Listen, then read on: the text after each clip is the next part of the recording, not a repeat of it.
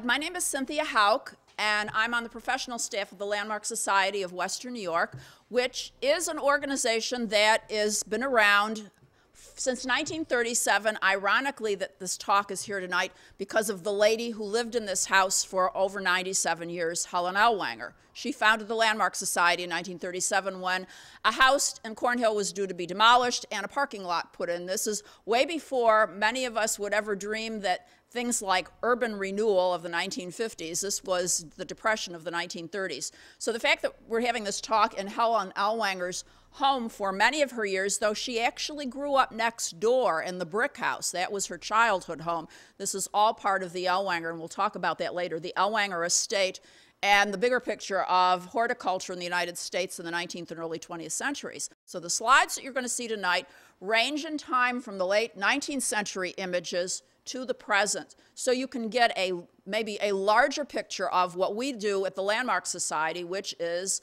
when we go into a neighborhood, it isn't, here's a big mansion, isn't that nice, but we really don't look at everything else. We look at the entire built environment, whether it's a modest cottage, a middle-sized vernacular house, or something large and more elaborate like the Patrick Barry house or the Ellwanger house that you're sitting in. So let's go and take a walk for about 200 years of the greater South Wedge neighborhood, because it does spill over to include, frankly, where you're sitting tonight, as far south as the cemetery and over to Highland Park. For those of you who have known the Landmark Society, we are on the west side of the river. This is our headquarters, 1840s house. It was vacant for 20 years. It is next door to the Campbell Whittlesey house, built in 1835, which is the reason we were founded, was to save that one building. But over time, we now extend our preservation planning services to a 9-county area. The city of Rochester is not a city on the lake. We were founded because of the river and the water power. You are sitting approximately 8 miles south of Lake Ontario. In Buffalo, I'd talk about the lake because City Hall is a stone's throw from Lake Erie. But the early settlers in the late 17 and early 1800s, they came here because land was cheap. This was the Wild West. We're not in Missouri, Texas, Montana, California. Where you're sitting took 30 days overland travel to get here before the Erie Canal opened. So this was western frontier between the 1780s and the 1820s. It was a very distant place.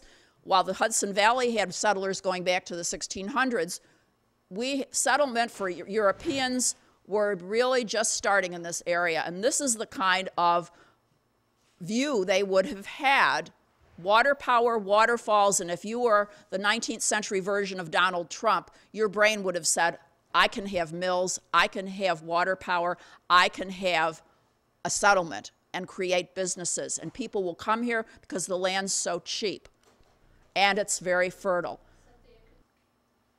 Here's downtown Rochester when we became a city of 300,000 people in the 19th century, and those waterfalls were no longer a wilderness view, but they were indeed an industrial base.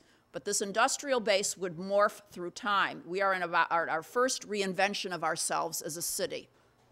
We started as the Flour City, F-L-O-U-R. We were a settlement of 3,000 people. The Erie Canal, which was literally 4 feet deep and 40 feet wide, is what opened. When they called it Clinton's Ditch, Governor Clinton, they weren't kidding. It was only a ditch. But it opens in between 1819 and 25, and that 30-day trip now to the western lands you can do in 4 days. And suddenly thousands of people, and within 10 years we have a city of 30,000 people, known as Rochester, New York, not a village called Rochesterville. And you have entrepreneurs, you have new settlers, mostly New Englanders, but it's surprising. Our city name came from Colonel Nathaniel Rochester, who was a slaveholder. He was a farmer, he was well-to-do, and he was from Maryland. He was a Southerner. So our downtown, when you see Main Street, is fairly wide when you look from one end. That is a Southern plan, a broad Main Street, and we had a courthouse square. We did not have a New England village green like you might see out in Leicester, New York, or over in Clyde, New York. So Southerners were our principal entrepreneurs and landowners for Rochester. He bought his land on the west side of the river, not where you are sitting. His land was in Genesee County. When other entrepreneurs came here on the east side, you are sitting in Ontario County until 1821 when Monroe counties formed. the opening of the canal